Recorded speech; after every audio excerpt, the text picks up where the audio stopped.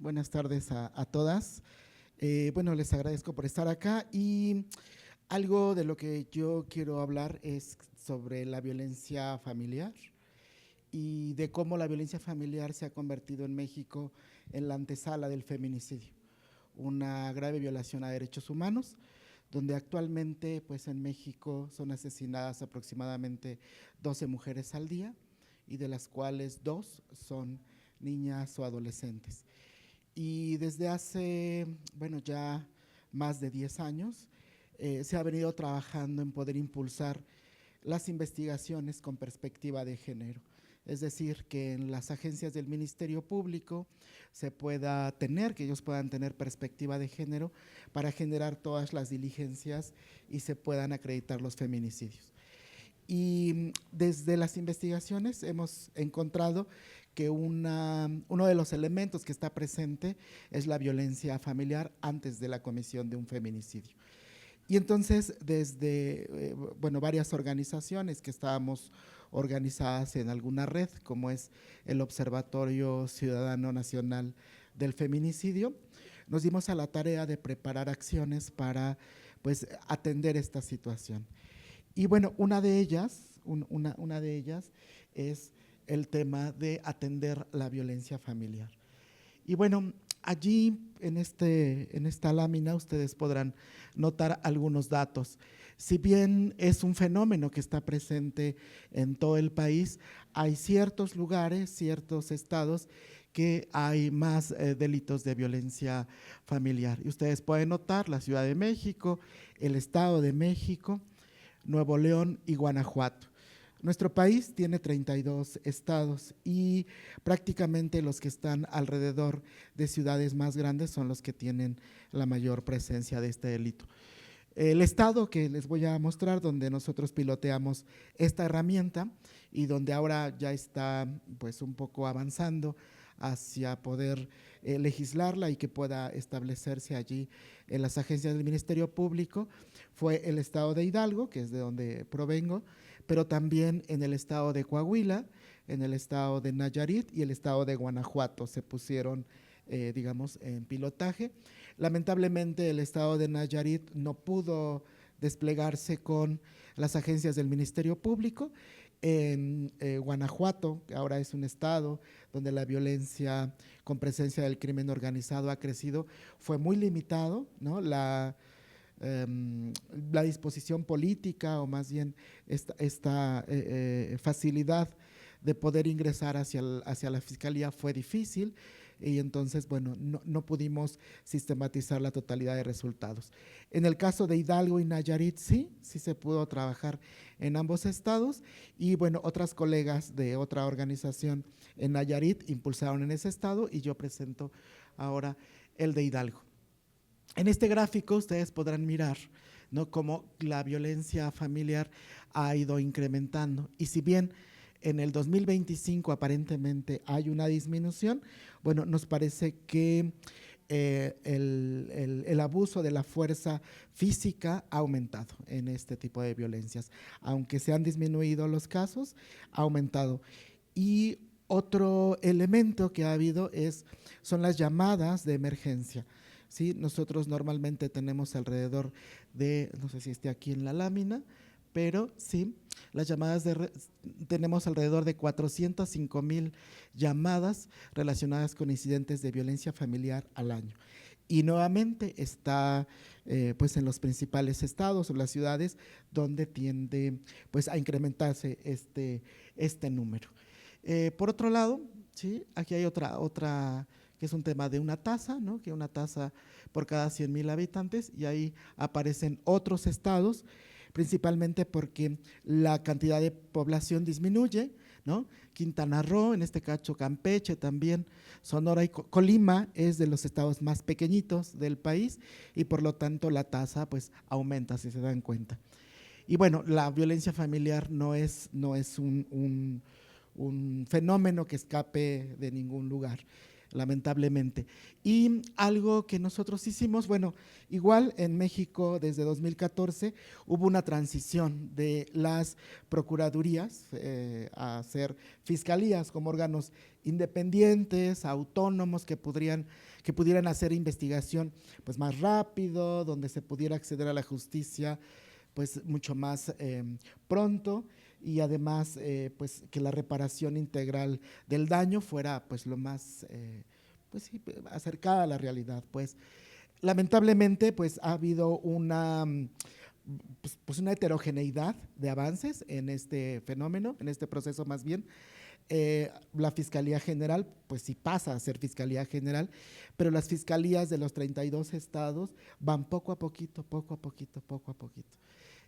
Hay, me parece que 3 fiscalías que todavía son procuradurías y por lo tanto siguen dependiendo del Poder Ejecutivo. Una de esas es la de este estado. Sin embargo, vale la pena pensar que ha sido, bueno, el hecho que lleguemos al último, me parece que da la oportunidad de que se puedan preparar otros mecanismos. Por ejemplo, preparar este que es un sistema para la política de persecución penal estratégica, que si bien es un concepto que se introduce hacia las fiscalías o toda una metodología, acá pues ya se mira cómo fue probada en otros estados. Todo este sistema, digamos, en algunos estados evidenció todos los errores que se venían presentando. ¿Y en qué consiste? Bueno, consiste en 3 elementos que se pueden dinamizar. Uno es la política de persecución penal estratégica, ¿sí? El modelo de 3 pisos para la atención a todos los delitos que se cometen y a las personas que acuden a denunciar, y los modelos de priorización. Entonces, estos 3 elementos, digamos que están aquí vinculados, tiene que ver, la política de persecución penal tiene que ver porque cada uno de los estados de México tiene problemáticas muy diversas, y así como el incremento del crimen organizado está presente en Guanajuato, o por ejemplo, otros temas, digamos, como la violencia familiar o el robo a automóviles o el robo a casa habitación, que es uno de los delitos también más altos, se presentan de manera diferenciada. Entonces, cada estado tiene que analizar la situación de los delitos, cómo se están presentando, y empezar a priorizarlos, ¿sí? Nosotros desde como defensores de derechos humanos y que hemos incorporado la perspectiva de género, pues pensamos que los delitos que tienen que ver con género tienen que priorizarse, ¿no? Y entonces hay un modelo de priorización y un modelo de 3 pisos.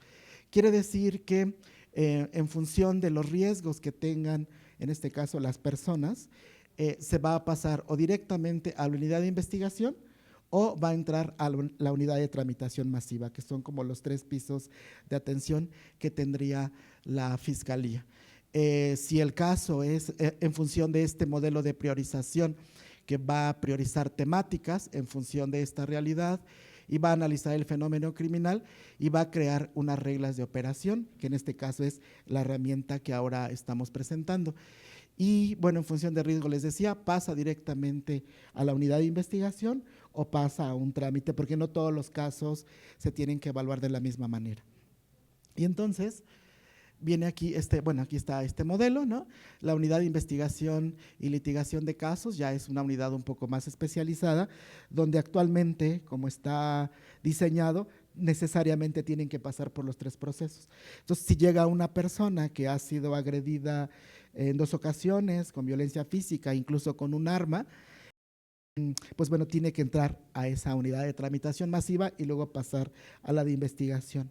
Pero lo mismo, si solo hubo una pelea, ¿no? Y hay una discusión, ¿no? Y donde no hay implicación de violencia física, pero sí violencia psicológica, también tiene que entrar en toda esta unidad. Pero también si hubo solamente un asunto pues de un dicho, puede acudir a la agencia del Ministerio Público y seguir todo el proceso. Entonces, pero todas tienen distinto riesgo, ¿no? Entonces, aquí lo que le tratamos es analizar el riesgo para la atención temprana, que es la atención inicial que brindan los agentes del Ministerio Público para que pueda pasar o a la unidad de tramitación masiva o bien a la unidad de investigación y litigación. Y bueno, El modelo de priorización sí tiene que ver con cómo se está dando ese fenómeno criminal y en este caso, pues bueno, tiene que haber ya, lo que pensamos es que una coordinación interinstitucional, que a veces no todo lo tiene la Fiscalía, sino existen otras instancias, ¿no? En México, como las instancias que atienden a las mujeres con atención psicológica, con proyectos productivos o que de algún modo van tejiendo una red de apoyo que permite hacer frente a la violencia. Y la idea es que esta herramienta nos pueda servir para crear planes de atención específica. Y bueno, ahí está. Y bueno, este modelo de priorización se va a apoyar de una herramienta que le llamamos HER, ¿no? Que se llama Herramienta de Evaluación del Riesgo, por sus iniciales HER, ¿no? Pero básicamente es un Excel, ¿no? Que ahora, bueno, comenzó siendo un Excel, ¿no?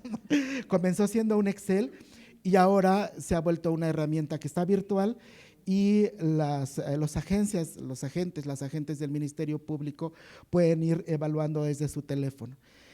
Realmente algo que hemos descubierto es que se requiere de mucha disposición política, ¿no? Sí, y de mucha sensibilidad de los agentes, porque de repente nos pasó un caso, lamentablemente un caso que terminó en un feminicidio, donde aplicaron la herramienta y el agente pues tomó los datos, hizo la entrevista y la llenó como pensó, que como se le ocurrió, pues no la hizo conforme a las reglas de operación que nosotros hemos emitido y el caso salió de bajo riesgo. Entonces sucede el feminicidio, es un policía que asesina a su expareja y bueno, nosotros nos preocupamos y acudimos a revisar qué es lo que había pasado y nos damos cuenta por la entrevista, pues que no empataba, ¿no? El contestar la herramienta a lo que había dicho la víctima. Y bueno, de antemano, de entrada, el hecho de que tenga la persona acceso a armas ya nos pone en alto riesgo, ¿no? Desde allí. Y entonces el cuate no la evaluó, nada más la llenó como pensó que era, pero estaba errónea y bueno, lamentablemente ocurrió esto. Esta herramienta tiene algunos elementos, la hemos ido calibrando en función del asunto criminal, del análisis criminal que vimos.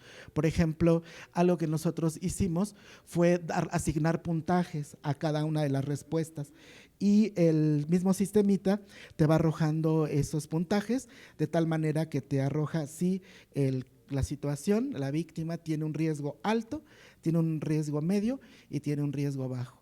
Le sugiere, en función de las medidas de protección que haya allí colocadas, le sugiere a la gente o el agente del Ministerio Público qué hacer, ¿sí? Nos pensábamos que de repente los agentes del Ministerio Público ya tienen más sistematizado esto, ¿no? Y pensáramos que la perspectiva de género la aplican de manera mecánica, y sí aplican muchas cosas de manera mecánica, pero hay mucha rotación. Entonces hay muchos agentes del Ministerio Público que se están cambiando. En México existe unas instancias que se llaman centros de justicia para las mujeres, que son espacios donde las mujeres pueden llegar a denunciar y tienen todas las instancias dentro del mismo espacio. Pero pues el tamaño de los estados, la geografía no da para construir a veces no más 1, 2 centros de justicia y por lo general están en las capitales, pues y dejan pues y descuidado gran parte del territorio. Y allí están los agentes del Ministerio Público generales, ¿no? Donde sin perspectiva, cómo lleguen, están atendiendo a las personas. La idea de la herramienta es que les pueda facilitar y evitar algún feminicidio o otro tipo de violencia más fuerte. Y bueno, bueno, se dan cuenta, no sé si ahí traigo una liga, no sé si se abra, pero bueno, creo que no se va a abrir. Bueno, es esto. Ahora les digo, está en una herramienta digital. Desde el teléfono la pueden ir contestando y dando los puntajes. Y al final les pide, les da estas órdenes y aparte nos ayuda a construir un plan de protección para esa persona que se pueda vincular con otras instancias propias del Estado, del Ejecutivo principalmente. Y bueno, A nosotros nos ha permitido, digamos, como está ahora vinculada en red, nos ha permitido jalar información y tener mucho más sistematizado el fenómeno criminal referente a la violencia familiar. Y bueno, algo que hemos encontrado, por ejemplo, estos son los elementos de riesgo, ¿sí? Lo que hemos encontrado es que pues, el acceso a armas de fuego, ¿sí? Por cada 10 casos, por cada 10 casos que se presentan de violencia familiar, 2 son de alto riesgo. 2 son de alto riesgo y eso nos parece pues muy grave, ¿no? Porque prácticamente es el 20% de todas las denuncias y principalmente aquellos que aquellos más alto riesgo tienen que ver con el acceso a armas de fuego y que por lo general son personas que trabajan para el Estado, que han sido agentes de seguridad, que trabajan para la policía, para la Guardia Nacional o para el Ejército, ¿sí? Principalmente. Hay un segundo elemento de riesgo, ¿sí? Que tiene que ver con el uso abusivo de sustancias, pero no cualquier sustancia, ¿sí? Ahora, la presencia de fentanilo, de cristal y todo esto, pues nos ha permitido identificar esto como un asunto de riesgo, ¿sí? Hay otro elemento que es la vinculación con la persona, en este caso la persona agresora, con algún grupo criminal.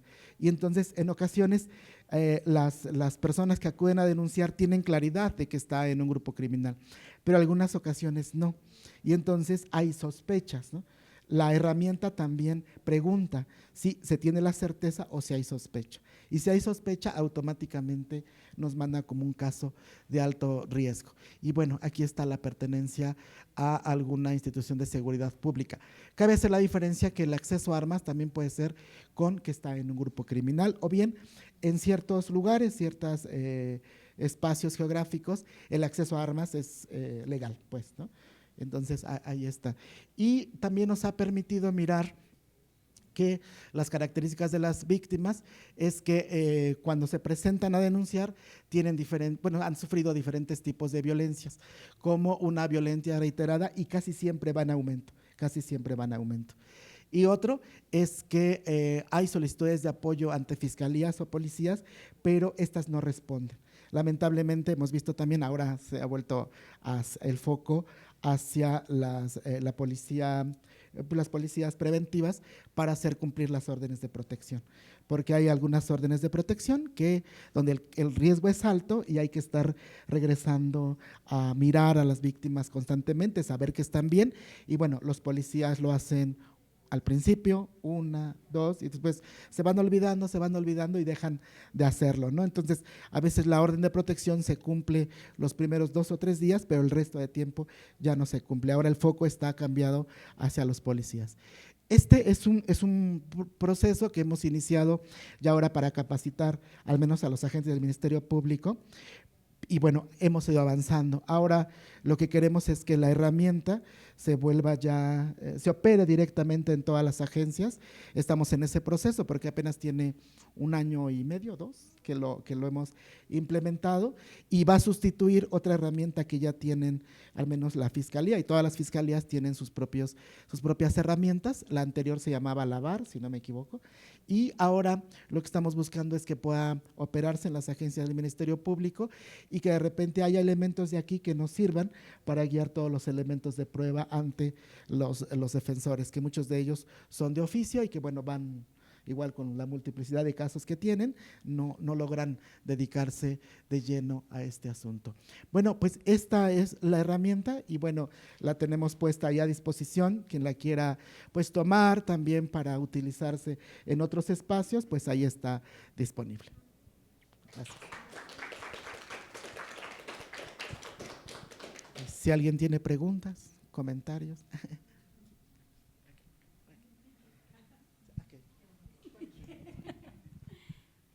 Buenos días, mi nombre es Beatriz Chubila Muñoz, hago parte del MOVICE, Movimiento Nacional de Víctimas de Crímenes de Estado, y estoy escuchándote atentamente. Soy víctima de violencia intrafamiliar y la verdad aquí también pasa siempre como lo mismo y tras de que somos víctimas, o sea, nos revictimizan. Entonces, mi pregunta es, ¿qué estrategias tienen primero para como buscar las personas que hacen estas fichas, los funcionarios que tengan como más sentido humano o más sensibilidad. ¿Cómo hacen para seleccionar estas personas ustedes y qué estrategias tienen o qué apoyo brindan después de un caso de estos a las personas que sufren estas violencias? Gracias. Gracias. ¿Les parece si hacemos la ronda de participaciones y contestan? Sí. Hola, soy Diana Palencia de IDEAS, litigio estratégico en derechos humanos, también en México. Y Rafa, nada más la pregunta es, ¿dónde se está acumulando los datos de esta herramienta y quiénes tienen acceso a esa información? Sí, yo soy Gerardo Echeverri de la Liga Argentina por los Derechos Humanos.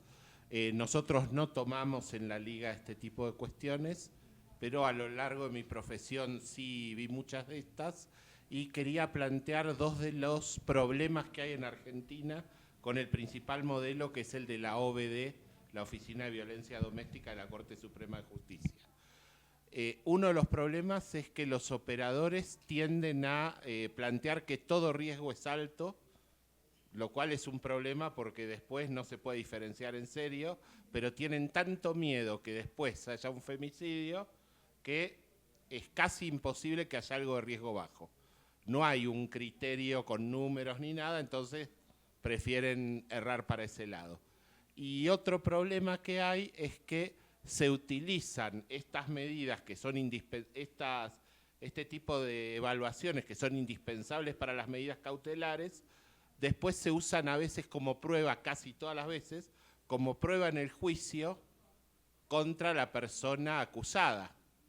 Y una cosa es tener una medida para calcular el riesgo y otra cosa es que solo la palabra de una persona se transforme en prueba, para plantear cómo ustedes pueden analizar eso. Thank you.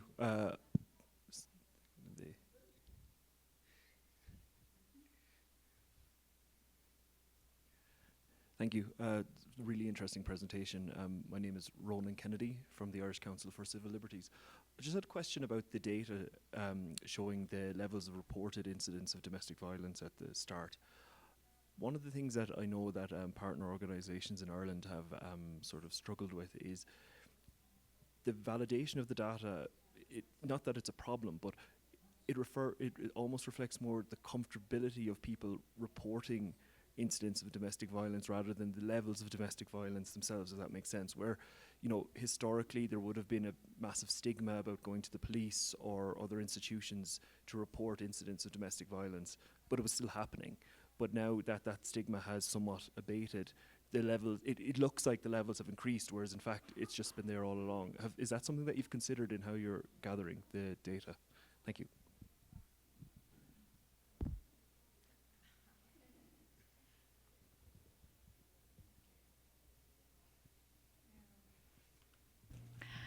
Hola, soy Natalia Yaya de la FIDH. Solo una pregunta en cuanto, perdón, el apoyo del gobierno, de las autoridades de las diferentes regiones a esta herramienta. ¿Cómo ha sido recibido? ¿Qué tipo de apoyo o no apoyo ha tenido?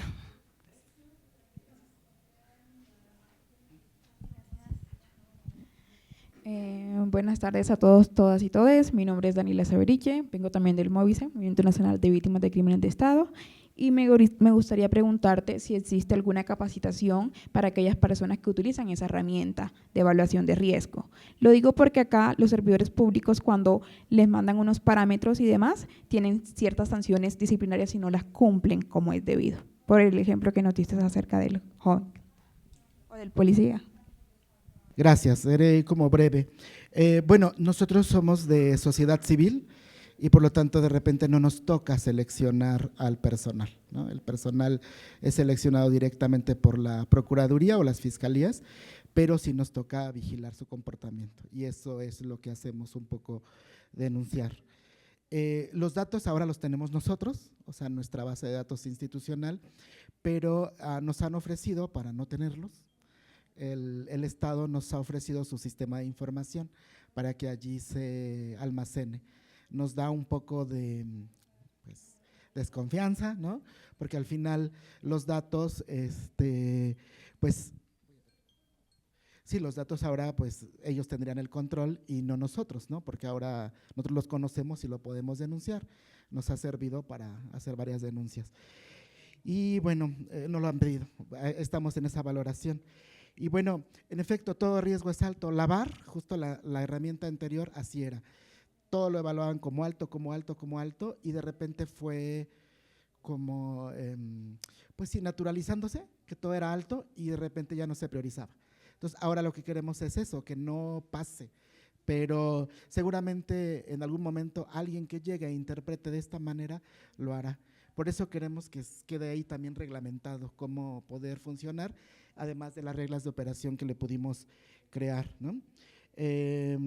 Todavía no se usan en juicio tampoco, no se puede usar en juicio, solamente es, pero de allí sí se dan las diligencias para investigación y que eso se vuelva un elemento de prueba, eso también.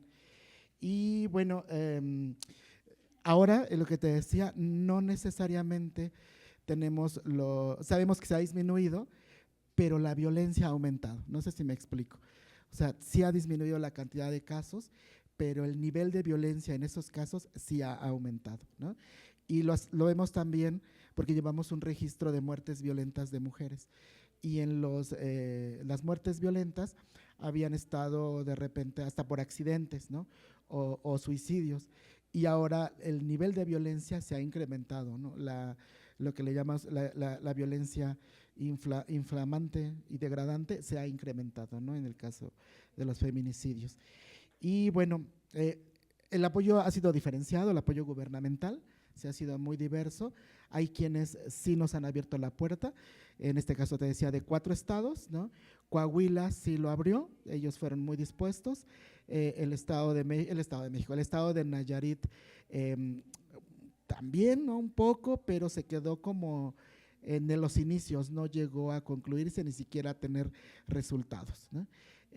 El estado de Hidalgo sí, en eso estamos avanzando, y en Guanajuato tampoco se pudo implementar, ¿no? Entonces nada más en este estado lo tenemos ahora operando, y sí tenemos todo un curso virtual, que si gustan lo compartimos después la liga, tiene un curso virtual en 4 módulos donde capacitamos a todos los agentes que van llegando. Lamentablemente, como los cambian, el nivel de deserción es alto, ¿sí? Normalmente por cada 20 personas que se inscriben, lo concluyen 8, ¿no? Entonces, eso también nos ha generado algún problema, ¿no? Bueno. Thank you. Thank you so much, Rafael. And thank you for your Gracias work. a ustedes. Thank you.